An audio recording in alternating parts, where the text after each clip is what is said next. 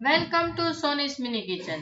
Soni's mini કિચનમાં આજે આપણે લેફ્ટ ઓવર રાઈસમાંથી એક નવી જ રેસીપી બનાવીશું. તેના માટે એક બાઉલ લઈ લઈશું. તેની અંદર આપણે રાઈસ એડ કરીશું. આવી રીતે રાઈસ એડ કરી તેની અંદર પાણી એડ કરીશું.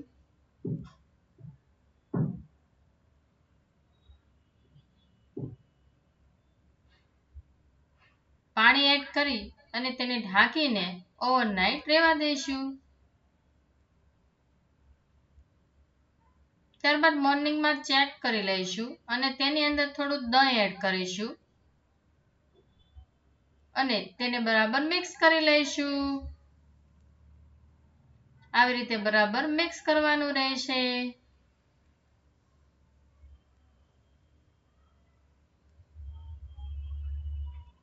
તેની અંદર મીઠું પણ એડ કરીશું. બરાબર મિક્સ કરવાનું રહેશે જેથી એક સરખું મિક્સ થઈ જાય. હેલ્ધી રેસીપી છે, દાદી નાની કે જમાને કે વાલી રેસીપી.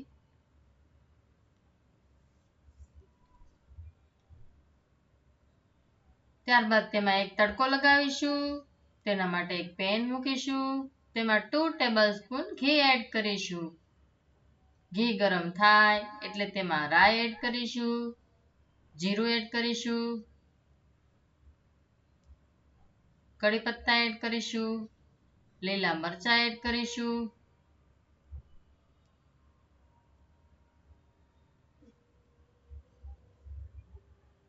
અને થોડી હળદી પણ એડ કરીશું અને તેને થોડું મિક્સ કરી લઈશું.